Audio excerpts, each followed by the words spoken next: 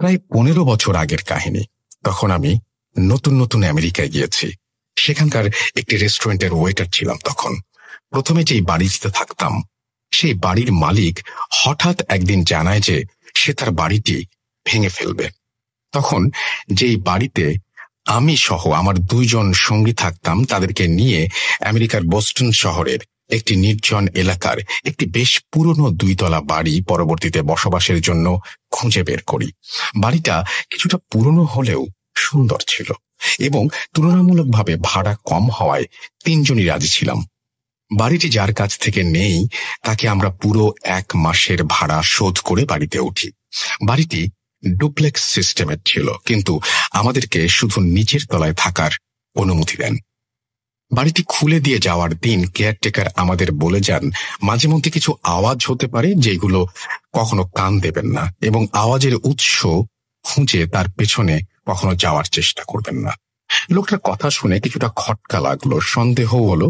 আবার সন্দেহ বাড়ায় বাড়িটার 2য় তলায় যাওয়ায় যে সিঁড়িটা আছে সেটা দেখলাম যে কাঠ দিয়ে এমনভাবে বন্ধ করা যাতে কেউ ওপরে যেতে না পারে। বাড়িতে কি কোনো সমস্যা আছে নাকি? এই কথা কেয়ারটেকারকে জিজ্ঞেস করতে সে থতমত খেয়ে বলে, সমস্যা থাকলে কি আপনাদের কাছে ভাড়া দিতাম। তখন আমি বললাম, তাহলে ওপরে যাওয়ার সিঁড়ি বন্ধ কেন এবং কিসের আওয়াজের কথা বলছেন? কেয়ারটেকার বলল, ওপরের তলায় কিছু মূল্যবান জিনিসপত্র আছে, তাই কারো যাওয়ার অনুমতি নেই এবং আওয়াজ স্বাভাবিকভাবে আসতেই পারে, ওইগুলোতে কান দেবেন না। আমি এখন আসি, এই বলেই কেয়ারটেকার তাড়াহুড়ো করে চলে গেলেন। কিছুটা সন্দেহ থাকায় আমরা সেই সন্দেহ নিয়েই বাড়িটিতে থাকতে শুরু করলাম। প্রথম দিন ভালো কাটলো। ঘটনা শুরু হয় 2য় দিন থেকে। রাত 3টা এক বিকট আর্তচিৎকারে ঘুম ভেঙে যায়। হঠাৎ করে ঘুম ভেঙে যাওয়ায় শরীরে একটা কম্পন সৃষ্টি হয়েছে। বোঝার চেষ্টা করলাম কিসের আওয়াজ হতে পারে এটা। বুঝতে পারলাম অতিরিক্ত যন্ত্রণায় কাতর কোনো নারীর আত্মচিৎকার এটা। শব্দের উৎস খুঁজতে যাবার জন্য বের হয়ে উঠলাম এবং রুম থেকে বের হব এমন সময় মনে পড়ল কেয়ারটেকারের কথা। সে কোন রকম আওয়াজে কান দিতে মানা করেছে। অনেক কিছু ভাবার পর ঠিক করলাম সকালে উঠে বিষয়টা নিয়ে খোঁজ করব। পরের দিন সকালে বিষয়টা নিয়ে অনেক খোঁজাখুঁজির পরেও কিছু জানতে পারলাম না। 3য় দিন রাতেও ঠিক একই রকম আওয়াজ শুনলাম, কিন্তু মেয়েলি কণ্ঠটার পর পুরুষ কণ্ঠ বাঁচাও বাঁচাও বলে চিৎকার শুনতে পেলাম। কিছুটা ভয় পেলাম, তাই কাঁথা মুড়ি দিয়ে চুপচাপ ঘুমিয়ে পড়লাম। পরের দিন সকালে আমার এক সঙ্গীকে খুঁজে পাওয়া যাচ্ছে না। অনেক খোঁজাখুঁজির পর খেয়াল করলাম ওপরের তলার যে সিঁড়িটা কাঠের ব্যারিকেড দেওয়া সেটি পুরোপুরি ভাঙা। আমার আরেকজন সঙ্গীকে সাথে নিয়ে জলদি ওপরে উঠলাম। ওপরের ফ্লোরে উঠে দেখলাম রক্তে হ্যাঁচড়ানোর দাগ, যা একদম একটা রুম থেকে আরেকটা রুমে চলে গেছে। দাগ ফলো করে রুমটাতে ঢুকে যা দেখলাম তা দেখার জন্য আমরা প্রস্তুত ছিলাম না। দেখলাম আমার যেই সঙ্গীকে খুঁজে পাওয়া যাচ্ছিল না সে মেঝেতে রক্তাক্ত অবস্থায় পড়ে আছে। আমরা তাড়াতাড়ি তাকে নিচের তলায় নিয়ে এলাম এবং পুলিশ আর অ্যাম্বুলেন্স খবর দিলাম। আমার সঙ্গীর অবস্থা খুবই খারাপ, আইসিইউতে অ্যাডমিটেড হলো। পুলিশ আমাদের জিজ্ঞাসাবাদ করছে। আমি পুরো ঘটনা খুলে বলি। পুলিশ আমাকে বলেন, আপনারা যে এই বাড়িতে থাকতে এসেছেন এটি তো একটি পরিত্যক্ত বাড়ি, এই বাড়ি ঘিরে অনেক ভয়ঙ্কর ঘটনা রয়েছে। পরে আমি বললাম যে কেয়ারটেকার তো আমাদের তেমন কিছু বলেনি। পুলিশ অফিসার বললেন, কিসের কেয়ারটেকার?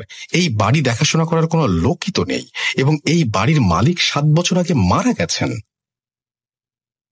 আর আপনারা যার কাছ থেকে ভাড়া নিয়েছেন সে হয়তো কোনো প্রতারণা করে পালিয়ে গেছে আপনাদের সাথে। এসব শুনে মাথায় যেন আকাশ ভেঙে পড়ল। পরে বাড়িটি পুলিশ সিলগালা করে দিয়ে চলে গেল এবং আমার সঙ্গী সুস্থ না হওয়া পর্যন্ত এই শহর ছেড়ে কোথাও যেতে না করল আমাদের। প্রায় 1.5 মাস পর আমার সঙ্গী কিছুটা সুস্থ হলেন।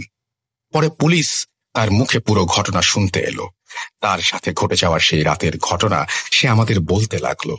সেদিন রাতে সেও ওই আর্তনাদ শুনতে পায় এবং সেই আওয়াজের উৎস খুঁজতে রুম থেকে বের হয় এবং বুঝতে পারে আওয়াজটি ওপরের তলা থেকে আসছে। সে ওপরের তলায় যাওয়ার সিঁড়ির সামনে যেতেই কেউ একজন গোঙানো আওয়াজ করে বলে, উঠে আমাকে একটু জল দাও। সে একটু সামনে এগোতেই তার ভেতরে কোনো এক অজানা শক্তি কাজ করলো এবং সে সিঁড়ির মাঝের কাঠের ব্যারিকেড ভেঙে ফেললো। আর একটু ওপরে যেতেই সে একটি রুম থেকে গোঙানির আওয়াজ পেল। সেই রুমের সামনে আসতেই বিচ্ছিরি এক গন্ধ তার নাকে ভেসে এলো। আর একটু সামনে এগোতেই সে দেখতে পেল এক মুমূর্ষ নারীকে। এ কি অবস্থা তার! পুরো শরীর থেকে মাংস পচে গলে পড়ছে এবং নারীটি তাকে দেখে একটু পানি দিতে বলল। এই দৃশ্য দেখে সে ভয়ে পেছন ফিরে এক দৌড় দেয়। এমন সময় সেই নারী ধপ করে তার সামনে চলে আসে এবং সে নারীর সাথে ধাক্কা খেয়ে মাটিতে পড়ে যায়। কোনো মতে উঠে আবার পালাবার চেষ্টা করে, কিন্তু ভয়ঙ্কর নারীটি এইবার তাকে পুরোপুরি চেপে ধরে। এক প্রকার ধস্তাধস্তি হয় তাদের মাঝে এবং অবয়বটা তাকে হাওয়ায় উড়িয়ে নিয়ে একের পর এক দেয়ালে আঘাত করতে থাকে। ফলে এক সময় শরীর ক্ষতবিক্ষত হয়ে এক পর্যায়ে রক্তাক্ত হয়ে সে জ্ঞান হারায়। পরে খোঁজ নেবার পর আমরা জানতে পারি বছরখানেক আগে এই বাড়িতে এক দম্পতি থাকতেন। সেই দম্পতির স্বামী তার স্ত্রীকে ফেলে আরেক মেয়েকে বিয়ে করে অন্য শহরে চলে যান এবং সেই স্ত্রী এই বাড়িতে একদিন গুরুতর অসুস্থ হয়ে যত্নের অভাবে না খেতে পেয়ে ধুকে ধুকে মৃত্যুর কোলে ঢলে পড়ে। এই বাড়ি থেকে তার পচা লাশ উদ্ধার করা হয়। তারপর থেকেই এই বাড়িটিতে অস্বাভাবিক ঘটনা ঘটে এবং কেউ থাকার চেষ্টা করলে খুব খারাপ অবস্থায় বের হতে হয়। শুনেছি এই পর্যন্ত 2 জনের মৃত্যুও হয়েছে এই বাড়িতে। তো এই ছিল ঘটনা। ভালো লাগলে পড়ে শোনাবেন। আমি অনেক দিন পর একটা চমৎকার ঘটনা পড়লাম আসলে, এবং এই ঘটনাটা পড়তে গিয়ে আমি কয়েকবার নিজে শিহরিত হয়েছি।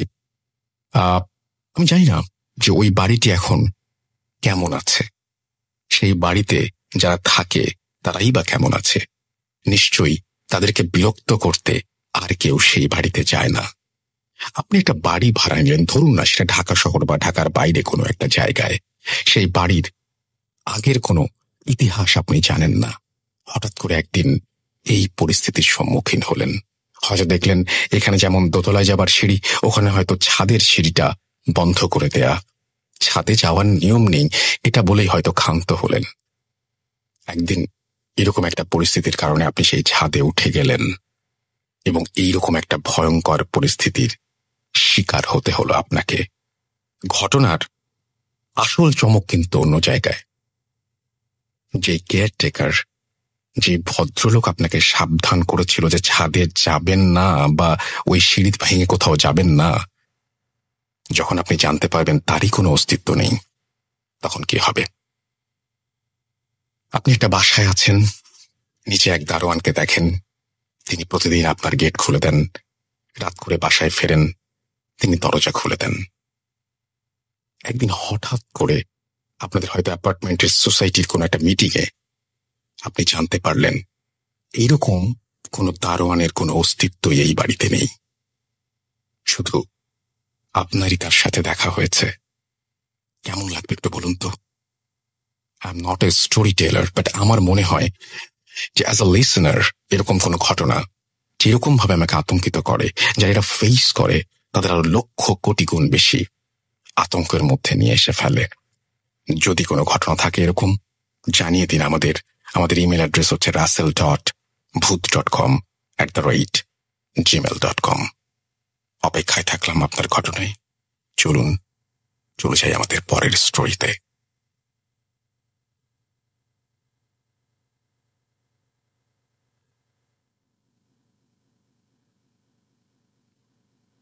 Spirit, be here with me.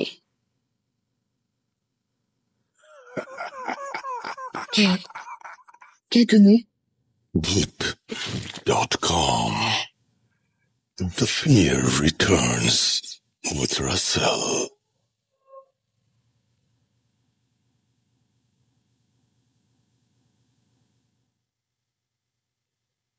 যেভাবে লেখা আছে আমি সেভাবেই পড়ছি। লিখছেন, আসসালামু আলাইকুম রাসেল ভাই, আপনি সবসময় ভালো থাকেন বলেই আপনি কেমন আছেন সেটা জিজ্ঞেস করলাম না। আমার নাম রবিউস সানি নুহাস। কিছুদিন আগে একটি ঘটনা পাঠিয়েছিলাম, আপনি সেই ঘটনা পড়ে শুনিয়েছেন বলে আবার ঘটনা পাঠানোর আগ্রহ পেলাম। আজকে আমি আমার ফুফাতো বোনের সাথে ঘটে যাওয়া একটি ঘটনা আপনাদের সাথে শেয়ার করব, ভালো লাগলে পড়ে শোনাবেন। ঘটনা শুরু করার আগে আমার আপুর নামটা বলে নেই। আমার আপুর নাম ইসরাত জাহান সাফিয়া। এটা আমার আপুর সাথে ঘটা একটি ঘটনা। আপু যেভাবে বলেছিল আমি ঠিক সেভাবে বলার চেষ্টা করছি।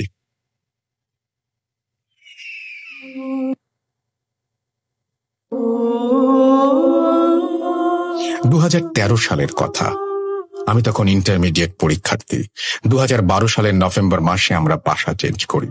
ওই বাসাটা 4 তলা, আমরা দোতলায় উঠি। আমাদের বাসার নিচের তলায় থাকতেন যারা, তাদের খুব অল্প দিনেই খুব ভালো সম্পর্ক হয়ে ওঠে। সম্পর্কটা আরো ভালো হওয়ার কারণ হচ্ছে সেই বাসায় আমার সমবয়সী একটি মেয়ে ছিল। ওর নাম নিশি, সেও ইন্টারমিডিয়েট পরীক্ষার্থী। তাই আমাদের ভাবটা জমে উঠেছিল। আমরা বিকেলে প্রায়ই ছাদে উঠে গল্প করতাম। দেখতে দেখতে আমাদের এক্সাম চলে এলো। তখন আর আগের মতো নিয়মিত ছাদে যাওয়া হতো না। পরীক্ষা শেষ হলো, আমি আর নিশি আবার আগের মতো আড্ডা দেওয়ার জন্য ছাদে চলে যেতাম। একদিন গল্প করতে করতে ভূত নিয়ে আমাদের গল্পের মূল বিষয়বস্তু হয়ে ওঠে। ও আমাকে বলল, তুমি জিন বিশ্বাস করো? আমি বললাম, হ্যাঁ করি। কখন তাদের দেখেছ? আমি মাথা নাড়িয়ে না বললাম। এবার আমি হেসে উড়িয়ে দিয়ে বললাম, নিশি তুমি এমন ভাবে জিজ্ঞেস করছো যেন তুমি নিজেই দেখেছ। নিশি বলল, আমি তোমাকে কিছু বলতে চাই। আমি বললাম, আচ্ছা বলো। তখন মাগরিবের আজান দিয়ে দেয়। নিশি বলে, তুমি আমাদের বাসায় 1 ঘন্টা পরে এসো, তোমাকে আমি কিছু বলবো। আমি বললাম, আচ্ছা ঠিক আছে, কাল আসি। নিশি বলল, না আজই। আমার কেমন যেন লাগলো ব্যাপারটা। অনিচ্ছা থাকা সত্ত্বেও বললাম, আচ্ছা আসবো। ওর বাসায় এই প্রথমবার গেলাম। ও সোজা ওর রুমে আমাকে নিয়ে গেল। ছোট্ট একটা রুম, খুব গুছানো। ও আমাকে বসতে বলল। 5-10 মিনিট কথা বলার পর খেয়াল করলাম যতবারই ও আমাকে কিছু বলতে চাচ্ছে দেখি আন্টি উঁকি দিচ্ছে। আমার যতদূর মনে হলো যে আন্টি নিশিকে কারো সাথে মন খুলে কথা বলতে দেন না, কিংবা আন্টির লুকিয়ে কথা শোনার ইচ্ছে হচ্ছিল। যাই হোক, আমি পাত্তা দিলাম না। কথা বলতে বলতে হঠাৎ আমার খুব পানির পিপাসা পেল। ও পানি আনতে অন্য রুমে গেল। এইবার চোখ পড়ল ওর টেবিলের ওপর। দেখলাম একটা পানি ভর্তি বড় বোতল রাখা আছে। আমি বোতলটার মুখ খুলে পানি খেতে যাব, তখনই ওর মা রুমে এসে বলল, ওটা নিশির পানি পড়া বোতল, ওটা ধরো না। উনি হঠাৎ রুমে চলে আসায় চমকে গিয়ে বোতলটা আমার হাত থেকে পড়ে গেল। নিশি এসে বলল, কিছু হবে না, আমি দেখছি। মনে হলো আন্টি আমার উপর রেগে গেলেন। এইবার দরজা লাগিয়ে নিশি আমার পাশে বসলো। আমি বললাম, এই পানি পড়া কিসের জন্য? ও একটু ভেবে বলল, আমার কথা ছাড়ো, বলবো সব।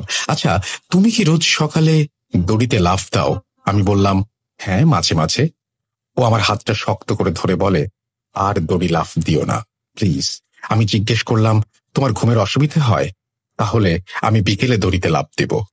ও মাথা নাড়িয়ে বলে, তোমাকে আমি মানা করছি, তুমি কোনো দিনও দড়িতে লাফ দিও না। এইবার আমি সত্যি সত্যি মনে মনে রেগে যাচ্ছি, কিন্তু প্রকাশ করছি না। এমন ভাবে বলছে যেন আমার বাসায় দড়িতে লাফ দেওয়ার ব্যাপারটার স্বাধীনতাটুকু পর্যন্ত আমার নেই। আমি দড়িতে লাফ দিলে ওর কি সমস্যা আমি বুঝতে পারছিলাম না। আমি বলি, দেখো, কেন নিষেধ করছো যদি কোনো সমস্যা না থাকে? ও আমাকে থামিয়ে দিয়ে বলে, তোমার সমস্যা হবে, কষ্ট হবে। আমি তোমাকে রিকোয়েস্ট করছি, প্লিজ সাফিয়া, আমি তোমার ভালো চাই। এইবার আমি রেগে গিয়ে ওর হাতটা সরিয়ে বললাম, হয় নিষেধ করার কারণটা বলো, আর না হলে আমাকে মানা করো না। আমি বাসায় গেলাম। পেছন থেকে অবশ্য ও কয়েকবার ডেকেছিল, আমি পাত্তা দেইনি। রাতে খুব খারাপ লাগছিল। ওর সাথে ওইভাবে কথা বলাটা ঠিক হয়নি আমার। ভেবেছি কাল ছাদে দেখা হলে সরি বলে দেব, কিন্তু ওকে আর আমি পরের দিন ছাদে পাইনি। তাই সোজা তার বাসায় গেলাম। দেখি বাসায় 7 তলায় তালা মারা। মার কাছে শুনতে পাই ওরা গ্রামের বাড়ি গিয়েছে। ভাবলাম তাহলে পরে দেখা করে নিব। এদিকে আবার শুরু করলাম দড়িতে লাফ দেয়া। ভাবলাম ওরা বাসায় নাই, ওদের আর সমস্যা হবে না, ইচ্ছে মতো দড়িতে লাফ দিতাম। হঠাৎ খেয়াল করি আমার কোমরে ব্যথা অনুভব করছি, তাও দড়িতে লাফ দিলাম। ভাবলাম একদিন এক্সারসাইজ না করলে আমার শরীর আরো ব্যথা করবে, কিন্তু না, ব্যথা আমার মোটেও কমছে না। এই ব্যথা যেন যন্ত্রণায় পরিণত হচ্ছে। লুকিয়ে লুকিয়ে প্যারাসিটামল খেতে লাগলাম, না, তাও কমছে না। এমন দিন গেল আমি একদিনে 4-5টা প্যারাসিটামল খাচ্ছি, কিন্তু ব্যথা কমছে না। মা ইদানিং খেয়াল করছেন আমি অসুস্থ হয়ে যাচ্ছি, আগের মতো ছোটাছুটি করতে পারছি না, কেমন যেন নিস্তেজ ভাব। ব্যথা সহ্য করতে না পেরে মার সামনে একদিন কেঁদেই দেই। মা বলে, কাল ডাক্তারের কাছে নিয়ে যাব, ধৈর্য ধরো, রাতটা পার করো কোনো রকম, আমি সকালে উঠে যাব। একই দেখি আমার গায়ে জ্বর, ব্যথার সীমা পরিসীমা যেন বাঁধ ভেঙে ফেলছে। এত যন্ত্রণা আমার আগে হয়নি। আমি একা শুয়ে থেকে আর উঠে বসতে পারছি না। মাকে ডাকলাম। মা এসে আমার এই অবস্থা দেখে ভয় পেয়ে গেলেন। আমাকে মা বসতে সাহায্য করলেন। বিশ্বাস করেন, এত যন্ত্রণা আমার আগে কখনো হয়নি। মনে হচ্ছিল আমার কোমরের হাড় ভেঙে গিয়েছে। ব্যথায় আমার গলা শুকিয়ে যাচ্ছে। টানা 30 মিনিট পর আমি উঠে বসি। মাকে বলি, আমার গলা শুকিয়ে গিয়েছে, আমাকে পানি খাওয়াও। আমি টানা 3 গ্লাস পানি খেয়েছিলাম।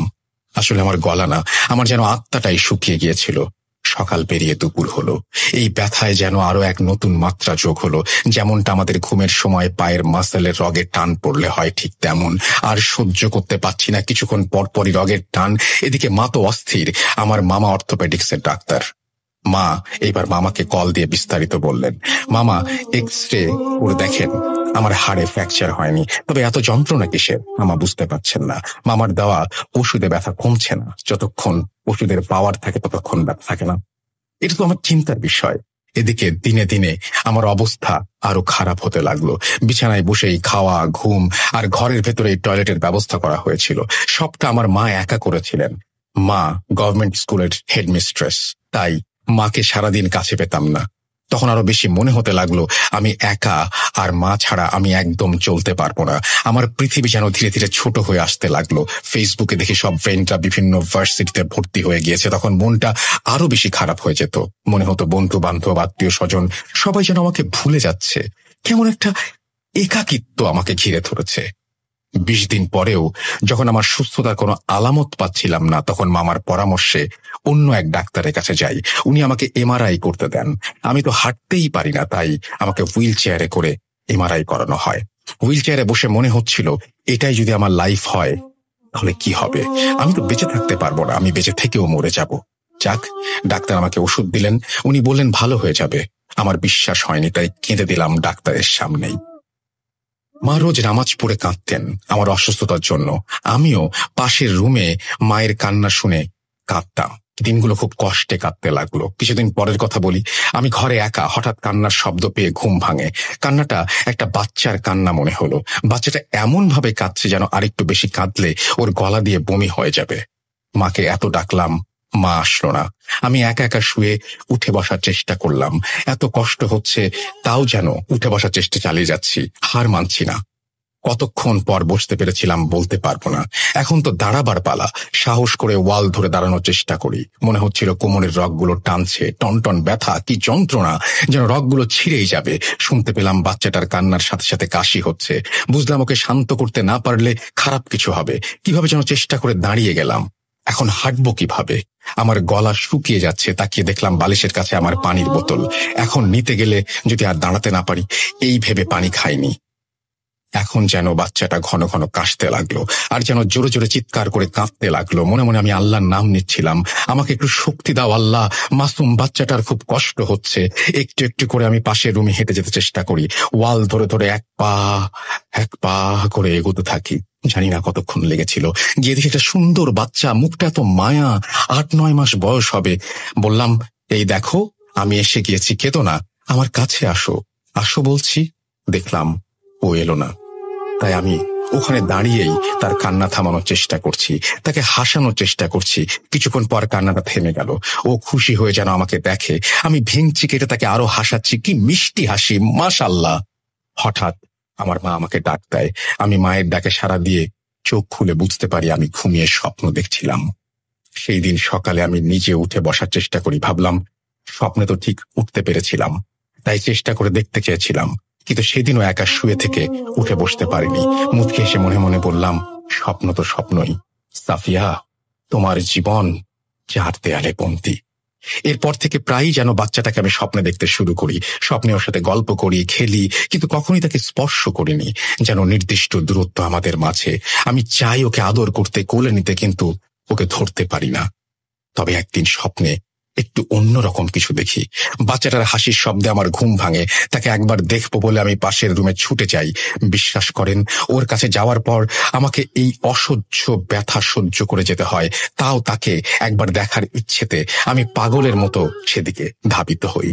তখন স্বপ্ন না বাস্তব আমি বুঝি না, আমার কাছে সবকিছুই সত্যি মনে হয়। এবার দেখি বাচ্চাটি খাটের উপরে বসে হাসছে আর খেলছে, আর লক্ষ্য করে দেখি ওর পাশে কেউ নামাজ পড়ছে। বাচ্চাটা এত খুশি আমাকে দেখে কি বলবো, যেন ও আমাকে দেখে হামাগুড়ি দিয়ে ছুটে আসতে চাচ্ছে। আমি খেয়াল করলাম বাচ্চাটা যেন খাটের খুব কিনারায় চলে এসেছে, আর একটু এগুলেই পড়ে যাবে, মাথা ফাটবে। এ দেখে আমি পাশে যে নামাজ পড়ছে তাকে বলছি, এই যে বাচ্চাটাকে ধরেন, ও পড়ে যাবে। মনে হলো উনি নামাজের ধ্যানে শুনতেই পাননি আমার কথা, আমি যে ডাকছি। বুঝলাম বাচ্চাটি যখন এগোবে তখনই এক দৌড়ে ওকে ধরতে চাই। নামাজে বসা মহিলাটি মনে হলো চমকে গেলেন। ওকে ধরতে পেরেছি, কি শান্তি লাগলো আমার। সেদিন ফজরের আজান শুনে ঘুম ভাঙে। আমার ঘুম ভাঙলে মনে মনে ভাবি বাচ্চাটা ব্যথা পেত আমি না ধরলে। আমি হেসে বলি, যাক, এটা তো স্বপ্ন ছিল। আজ অন্য দিনের তুলনায় অনুভব করলাম ব্যথাটা কম। মনে হচ্ছে একটু চেষ্টা করলে আজ শোয়া থেকে উঠে বসতে পারবো। সত্যি সত্যি তাই হলো। ধীরে ধীরে ব্যথাটি কমতে লাগলো।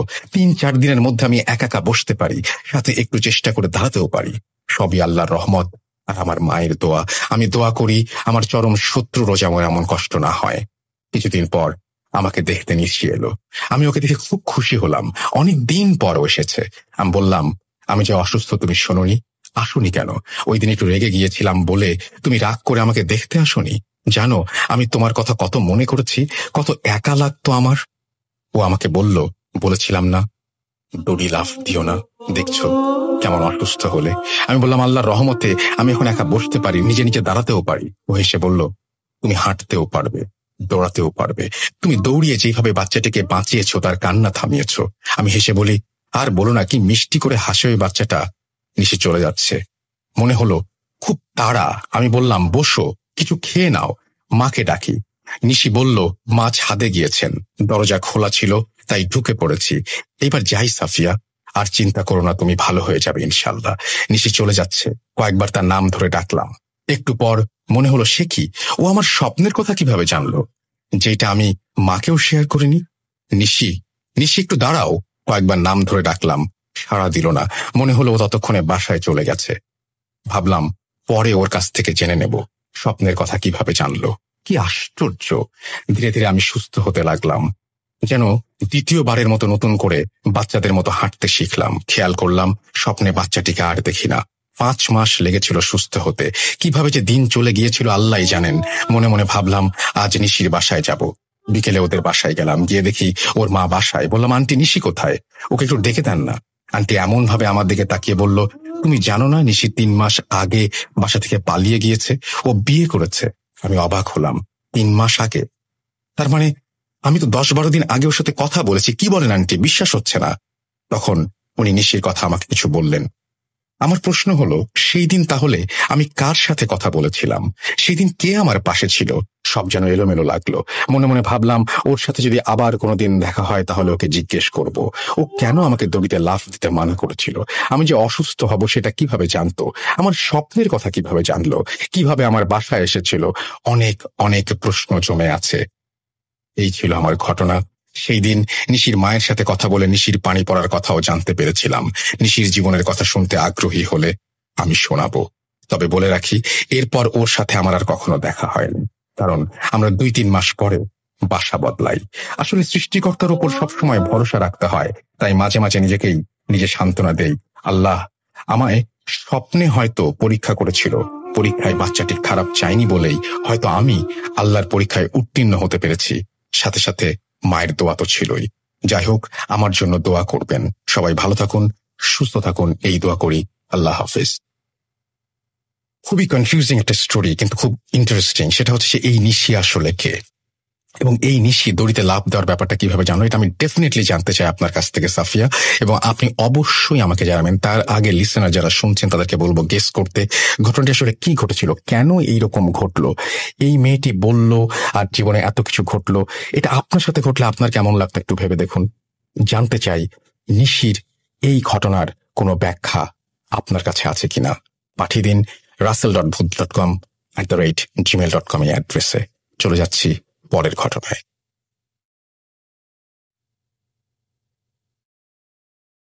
Spirit, be here with me.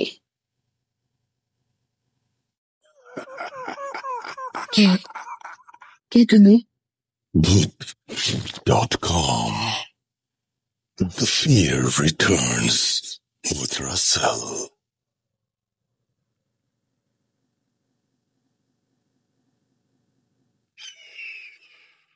আসসালামু আলাইকুম রাসেল ভাই এবং আসসালামু আলাইকুম লিসেনার্স। আমি মোহাম্মদ জুবাইর ইসলাম।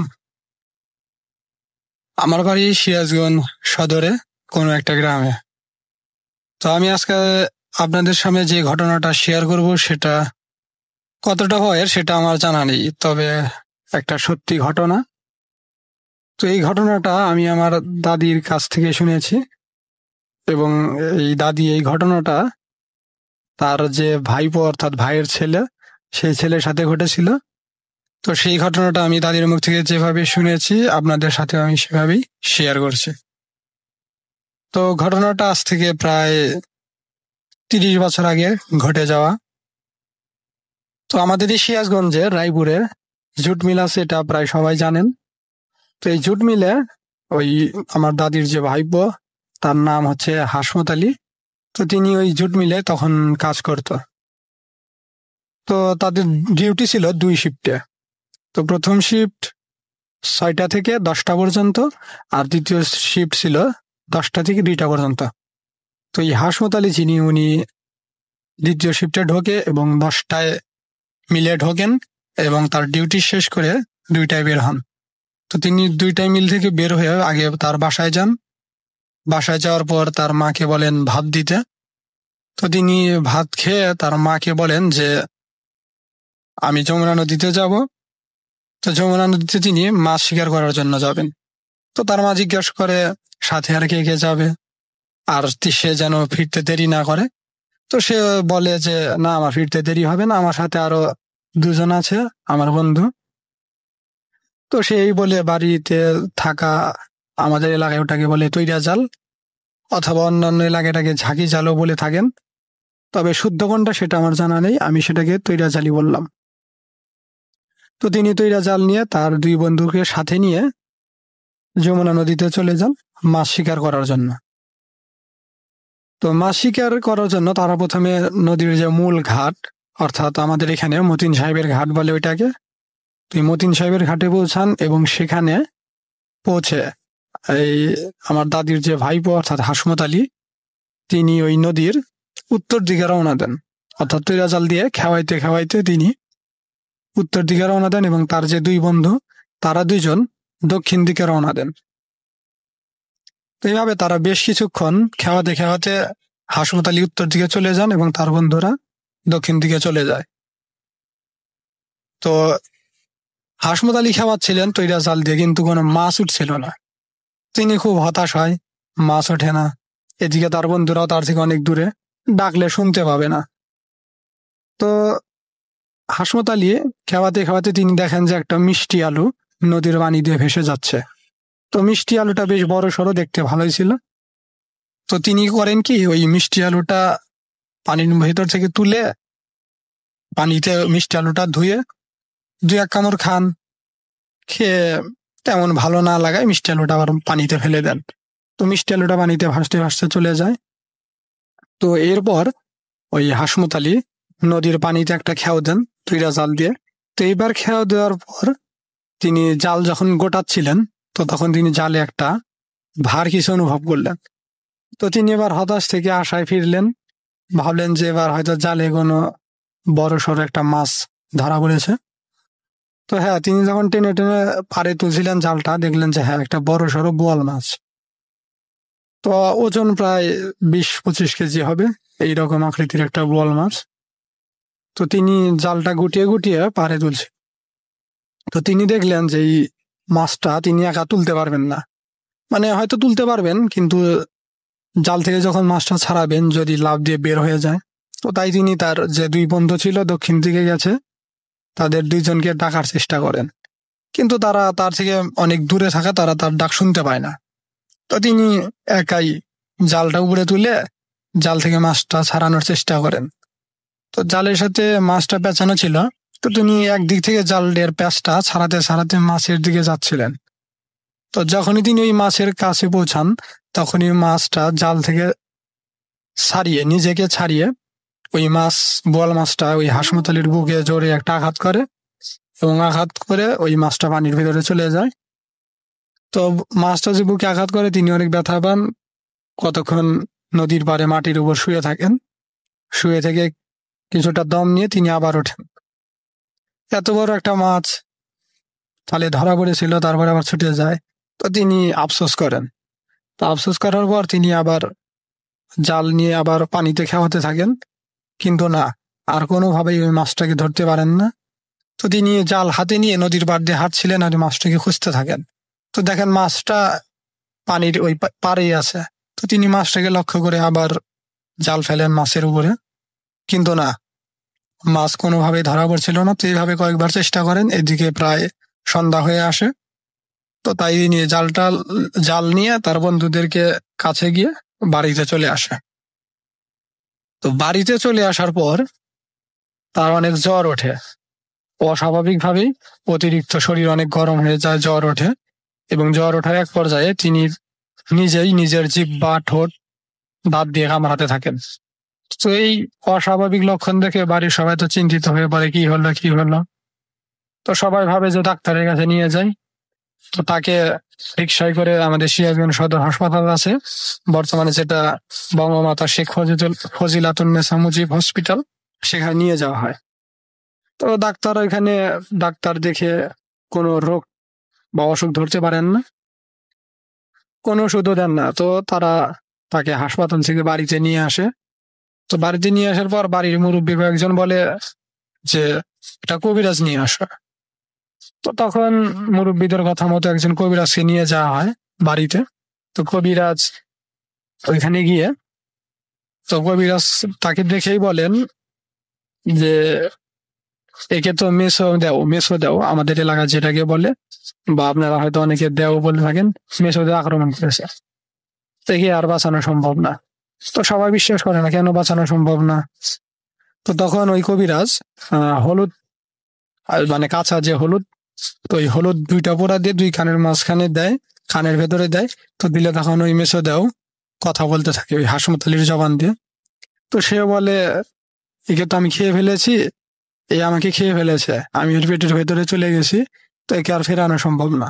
তো বলে কিভাবে পেটের মধ্যে চলে গেল? তখন সে বলে ও যখন মাছ শিকার করতে যায়, আমি ওই নদীর ধার দিয়ে মিষ্টি আলুর রূপ নিয়ে ভেসে যাচ্ছিলাম। তো ওই মিষ্টি আলুটা নিয়ে 2-1 কামড় খায়, যার ফলে আমি ওর পেটের ভেতরে চলে যাই। তো এখন আর আমার সম্ভব না, আমি আর ওকে ছাড়তে পারবো না, আমি ওকে খেয়ে ফেলেছি। তো এই বলে কবিরাজ চলে যায়। তো চলে যাওয়ার কিছুক্ষণ পরেই তিনি একটা চিৎকার দিয়ে ওই দিনই মারা যান। তো এই ছিল রাসেল ভাই ঘটনা, তো একদম সত্যি ঘটনা। তো তিনি আজ থেকে প্রায় 30 বছর আগে মারা যান এই ঘটনায়। তো ঘটনাটা কেমন লাগলো জানি না, যদি ঘটনাটা ভালো লাগে তো অবশ্যই শেয়ার করবেন। ধন্যবাদ রাসেল ভাই, ধন্যবাদ ভূত.com-কে। যদি আমার এই ঘটনাটা সিলেক্ট হয় তাহলে অবশ্যই আমাকে জানাবেন।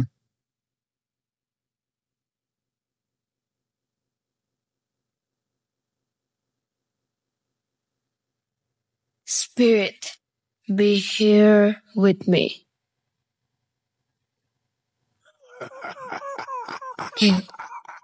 কে তুমি? Book.com. The fear returns with Russell.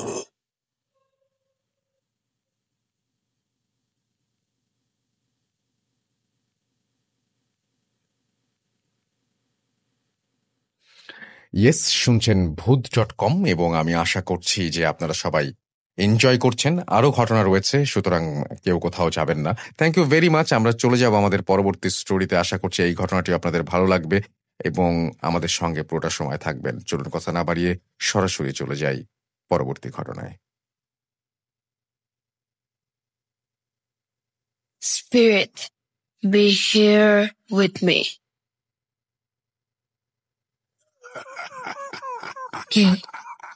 কে তুমি? Book.com. The fear returns with Russell.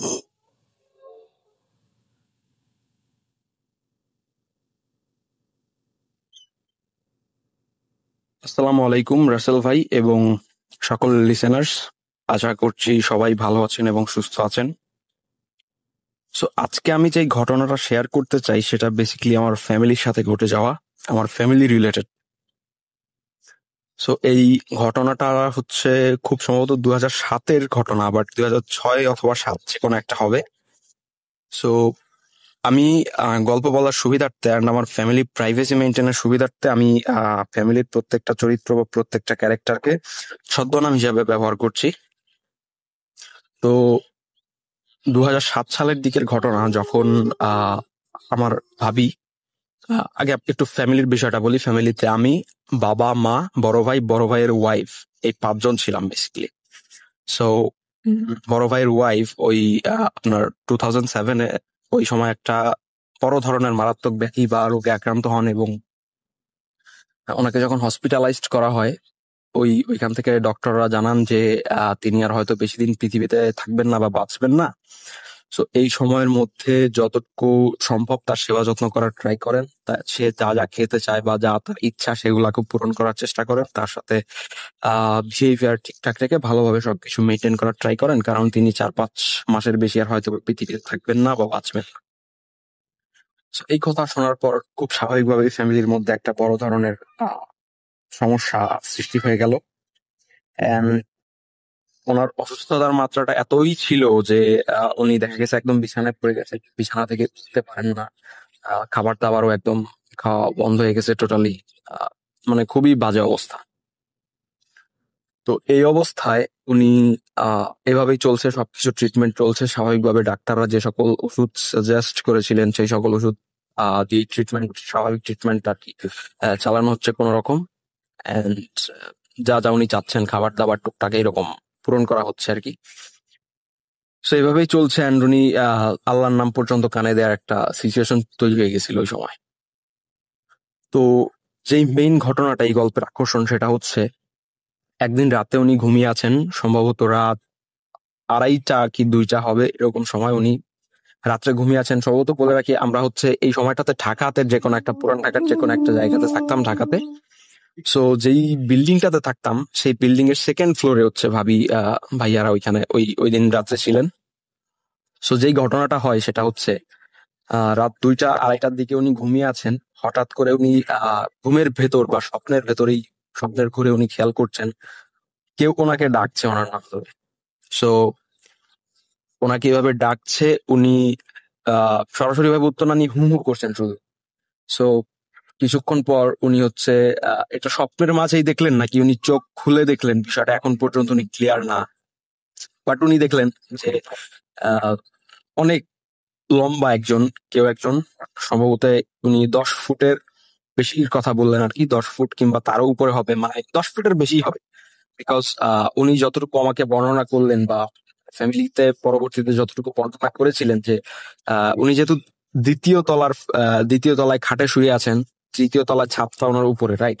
So উনি এমন ভাবে বর্ণনা করলেন যে 10 ফুটের কিংবা তারও উচ্চতা সম্পন্ন যেই ব্যক্তিটা, ওখানে দেয়াল ভেদ করে কেউ একজন নেমে আসলেন। তার পরনে ছিল একটা সম্পূর্ণ সাদা কাপড়, কিছু বলতে পারলেন না, বললেন সম্পূর্ণ সাদা একটা কাপড় টাইপ হবে সম্ভবত, সম্পূর্ণ সাদা ড্রেস, অনেক লম্বা সাদা দাড়ি, এবং উনি অনেক লম্বা পরহেজগার, হাতে সম্ভবত একটা তসবিহ ছিল।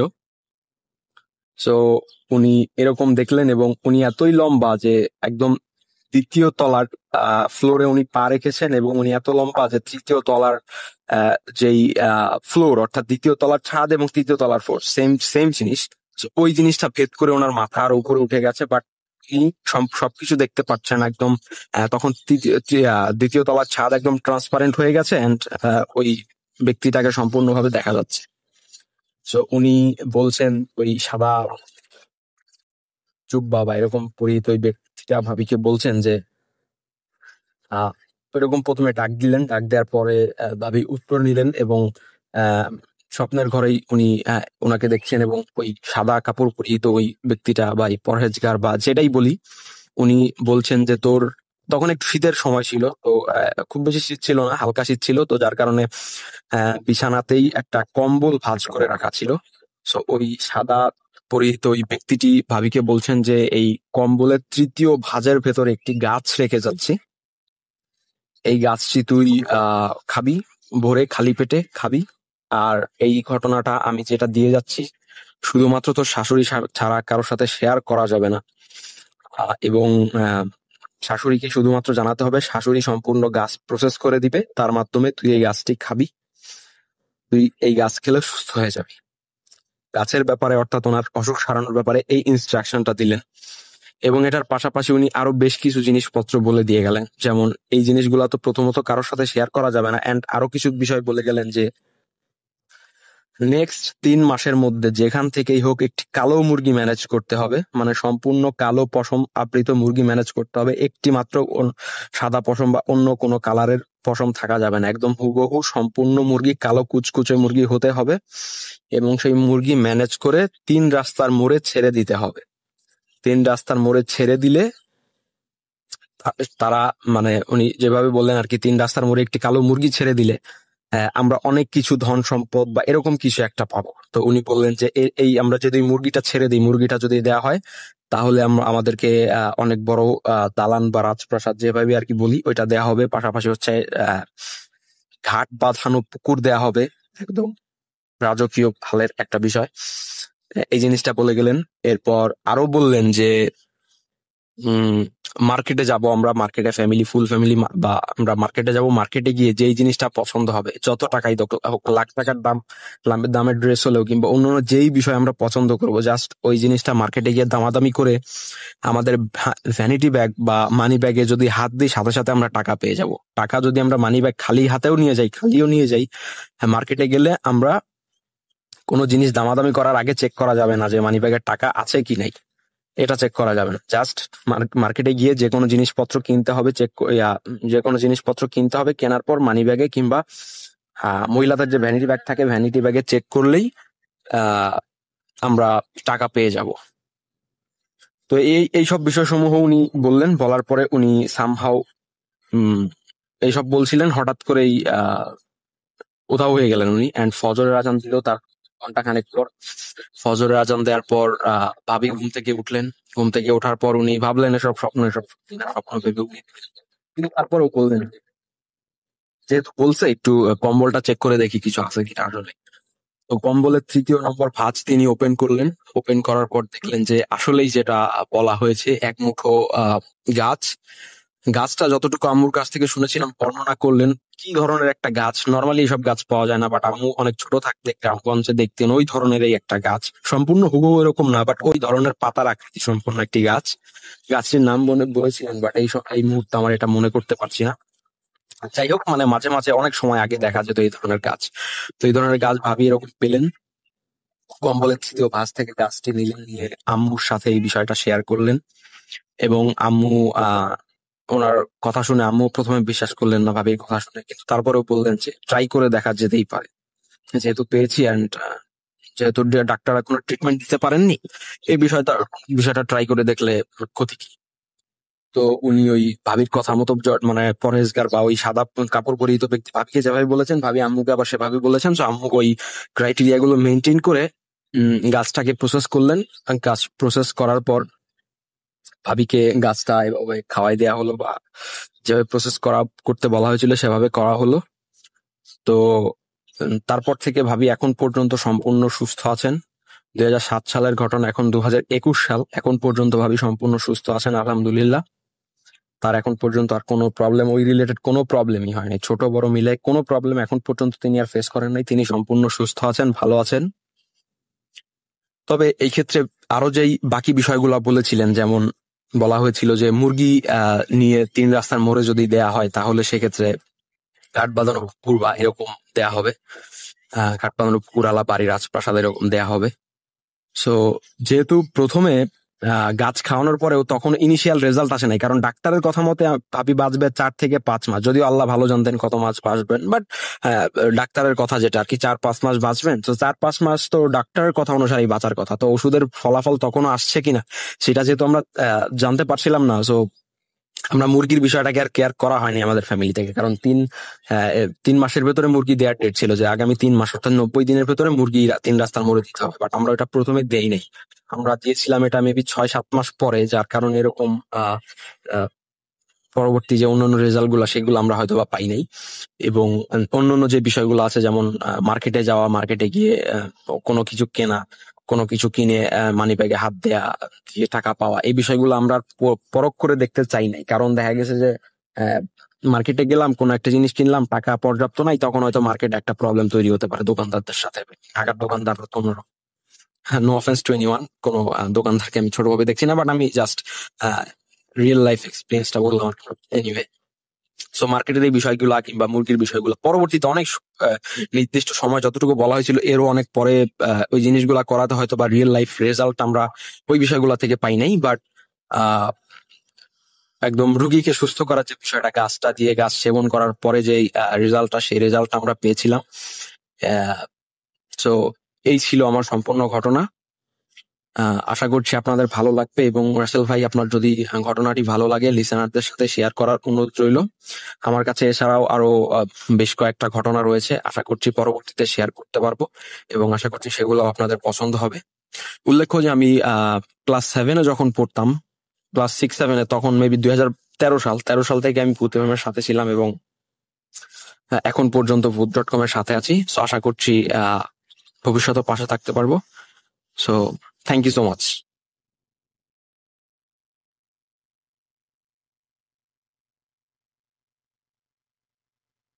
আমরা চলে যাব আমাদের আজকের শেষ ঘটনায়। আশা করছি এই ঘটনাটি আপনাদের ভালো লাগবে। যদি ভালো লাগে তাহলে তো খুবই ভালো, না ভালো লাগলে আমাকে গালি দিয়েন 2টা, বাট যিনি পাঠিয়েছেন তিনি কষ্ট করে পাঠিয়েছেন, তাকে আমার পক্ষ থেকে অনেক অনেক ধন্যবাদ। চলুন আমরা শুনে আসি আমাদের পরবর্তী ঘটনা। Spirit, be here with me.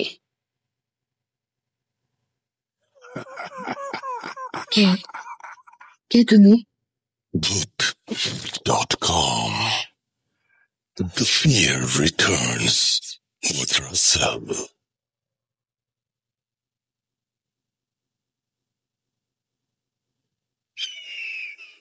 আসসালামু আলাইকুম রহমতুল্লাহ। রাসেল ভাই, আমি হাবিব নারায়ণগঞ্জ বন্দর থেকে বলছি। রাসেল ভাই, আমি ভূত এফএম এর প্রায় দীর্ঘদিন যাবৎ ভূত এফএম শুনতেছিলাম। তো ভূত এফএমটা যখন বন্ধ হয়ে যায় তখন মানসিকভাবে একটা কষ্ট পাচ্ছিলাম। অল্টারনেটিভ আসলে কিছু খুঁজছিলাম, যেহেতু দীর্ঘদিনের একটা অভ্যাস। তো ভূত.comটা চালু হওয়ার পর আসলে খুবই মানসিকভাবে একটা প্রশান্তি লাভ করি, যে প্রতি শুক্রবার দিন যে বিনোদন বা ভয়ের যে ব্যাপারগুলা সেটা আবার ফিরে এসেছে ভূত.com এর মাধ্যমে।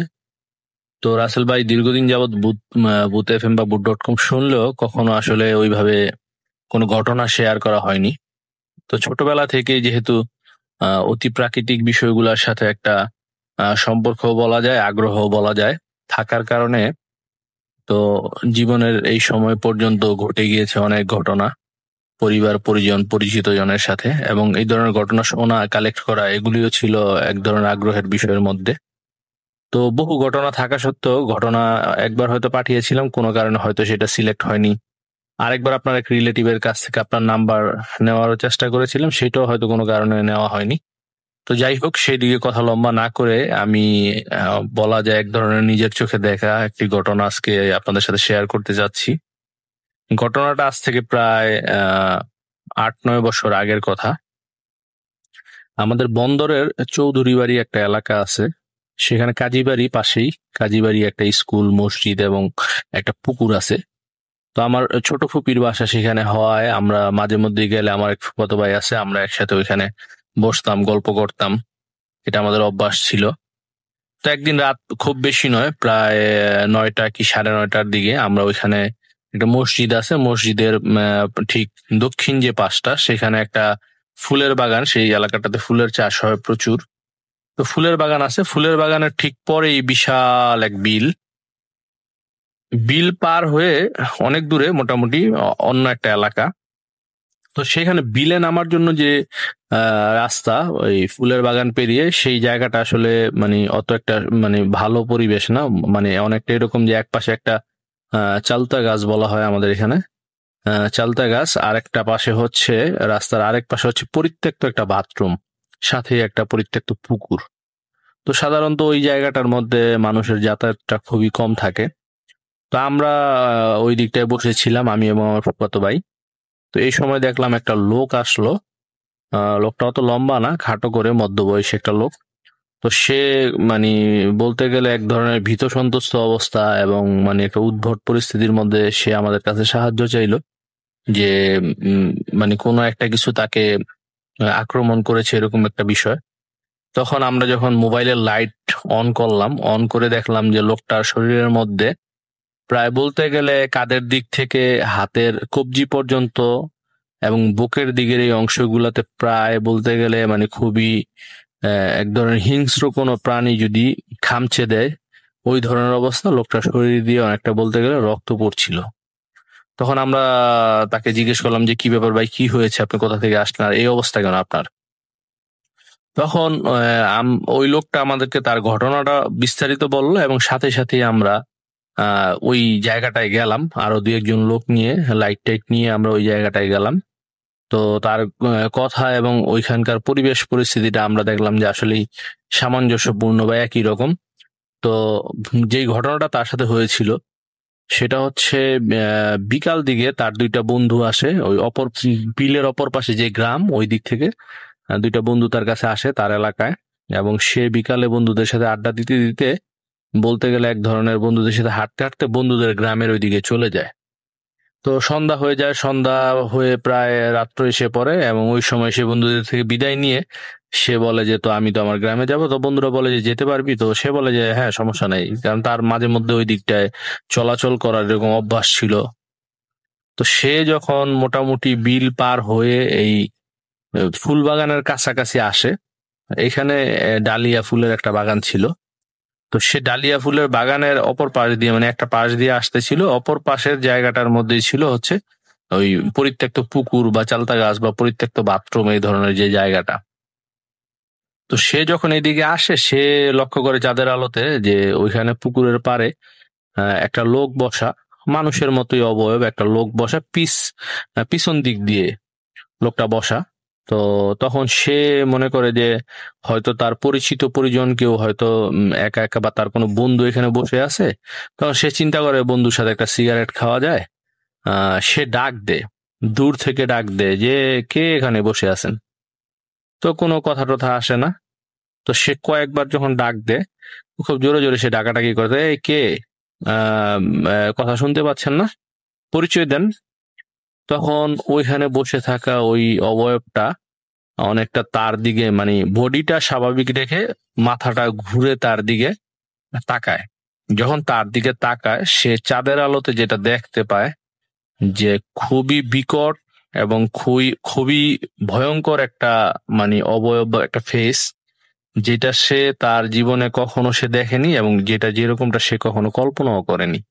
এইরকম একটা বীভৎস এবং ভয়ঙ্কর একটা ফেস, একটা লোক সেখানে বসা এবং সেটা তার দিকে খুবই রাগান্বিত একটা দৃষ্টিতে তার দিকে তাকায় এবং এক ধরনের বলতে গেলে ওইখান থেকে বসে সে যেটা বলে যে ওই অবয়বটা ওইখানে বসেই মানে তার হাতটাকে প্রসারিত করে দেয় এবং সে তার থেকে প্রায় বলতে গেলে প্রায় 20 ফিট দূরে ছিল। ওই অবয়বটা ওইখানে বসে 20 ফিট দূর থেকে তাকে ধরে হাত বাড়িয়ে তাকে ধরে টেনে হিচড়ে তার কাছাকাছি নিয়ে যায় এবং তাকে যখন ডালিয়া ফুলের বাগানের মধ্য দিয়ে টেনে নিচ্ছিল, আমরা যখন ওইখানে যাই দেখি যে ওই ফুলের এই একটা মানে একটা মানুষকে যদি ফুল বাগান দিয়ে টেনে হিসড়ে নেওয়া হয় ওইখানগুলার গাছগুলা যেরকম মানে নুয়ে পড়ার কথা, ঠিক ওই জিনিসটাই দেখতে পাই। তাকে যে এখান দিয়ে যে টেনে হিসড়ে নেওয়া হয়েছে সেই জিনিসটা ওইখানে আমরা যে প্র্যাকটিক্যালি সাথে সাথেই দেখি। তখন তাকে টেনে হিসড়ে যখন ওই অবয়বটা তার কাছাকাছি নেওয়ার পরে তাকে টানা হেঁচড়া শুরু করে ওই পরিত্যক্ত পুকুরে নামানোর জন্য। তো সেও এক ধরনের খুব সাহসী মানুষই ছিল, শক্তিও ছিল যথেষ্ট। সে ওইটার সাথে খুব ধস্তাধস্তি করে এবং সে বুঝতে পারে যে আমি আসলে কোনো খারাপ একটা জিনিসের খপ্পরে পড়ে গেছি, এখন আমাকে বাঁচার জন্য চেষ্টা করতেই হবে, হাল ছেড়ে দিলে চলবে না। সে যথেষ্ট চেষ্টা করে ওইটার সাথে ধস্তাধস্তি করে, কিন্তু সে ওইটার সাথে কোনোভাবেই পেরে উঠছিল না। ধস্তাধস্তির এক পর্যায়ে তার শরীরে এক ধরনের বলতে গেলে মানে তার শরীর নিস্তব্ধ হয়ে আসে, শরীর থেকে শক্তি কমে যায়। তখন একেবারে শেষ মুহূর্তে যে ছিল পুকুর পাড়ের যে জমির যে আইল থাকে এই আইলের মধ্যে সে ধরে আটকে থাকে, আর পা ধরে ওইটা তাকে পানিতে নামানোর জন্য, হয়তো এখানে মেরে ফেলার জন্য এইভাবে নামানোর চেষ্টা করে। তখন তার ভিতরে একটা মানে খেয়াল আসে যে আসলে আমি তো এটার সাথে শক্তিতে কোনোভাবে পারতেছি না। তখন তার ভিতরে এই খেয়ালটা আসে যে আসলে আমি তার সাথে শক্তিতে পারবো না। তখন তার মনে আসে যে দোয়া দুরুদ গুলা আছে আমাদের, সে সূরা ইখলাস, সূরা ফাতিহা এগুলা পড়তে থাকে। মনের মধ্যে যেই দোয়াগুলো আসতেছিল সেগুলাই সে জোরে জোরে জোরে জোরে পড়তে থাকে। এবং সে বলে যে যখন সে দোয়া পড়তে থাকে একটা পর্যায়ে ওই জিনিসটা তাকে ছেড়ে দেয়, এবং সে দেখে ওইটা তাকে ছেড়ে দিয়ে তার থেকে একটু দূরে অবস্থান করে। তখন সে জোরে জোরে দোয়া পড়তে থাকে এবং দেখে যে সেই জিনিসটা আস্তে আস্তে আস্তে আস্তে তার থেকে মানে বলতে গেলে মানে অনেকটা লাফ দিয়ে দিয়ে মানে এক একটা লাফ অনেকটা এরকম যে কয়েকশো ফিট, এক লাফে সে কয়েকশো ফিট জায়গা অতিক্রম করে। এইভাবে তার থেকে ওইটা দূরে চলে যায় এবং সে ওইখান থেকে পরে ওইখান থেকে ফিরে আসে এবং আসার পথেই আমাদের সাথে সাক্ষাৎ হয় এবং আমরা ওইখানে যাই। যাওয়ার পর যেটা দেখি যে ওইখানে যে জমির ফুলের যে জমিটা আছে ওইটার চারদিকের যে বাঁশ দিয়ে আপনার বাউন্ডারি করা, বাউন্ডারি গুলো ওই জায়গায় ভাঙা এবং ডালিয়া ফুলগুলা একটা জায়গায় তাকে যে টেনে হিসড়ে আনা হয়েছে সেইটা ওইখানে ওইভাবে নুয়ে পড়েছে। এবং মাটির মধ্যে অনেক খামচা খামচির যে দাগগুলা তার শরীরে, এবং মাটির মধ্যে অনেক খামচির যে দাগগুলা একদম স্পষ্ট ওইভাবে ছিল। ওই অবস্থায় আমরা প্রায় 3-4 জন ওইখানে যাই এবং জিনিসগুলা দেখি। এবং এই ছিল রাসেল ভাই আমার আজকের ঘটনা। তো যদি সময় হয় ইনশাল্লাহ আরো অনেক ঘটনা এরকম আছে নিজের প্রত্যক্ষ করা বা নিজের কাছের মানুষদের থেকে শোনা। ইনশাল্লাহ যদি সুযোগ হয় অবশ্যই আবার শেয়ার করবো আপনার সাথে। ধন্যবাদ রাসেল ভাই। আমার ঘটনা যদি ভালো লাগে ইনশাল্লাহ প্রচার করবেন, আর ভালো থাকবেন। শুভকামনা রইল ভূত.com এর সকল লিসেনারদের জন্য। আমার জন্য দোয়া করবেন। আসসালামু আলাইকুম ওয়া রাহমাতুল্লাহ।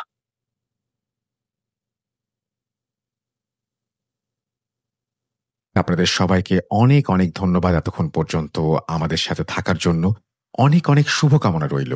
সব সময় এই ইউটিউব চ্যানেলটি সম্পর্কে আপডেট পেতে আমাদের ইউটিউব চ্যানেলটিকে সাবস্ক্রাইব করুন।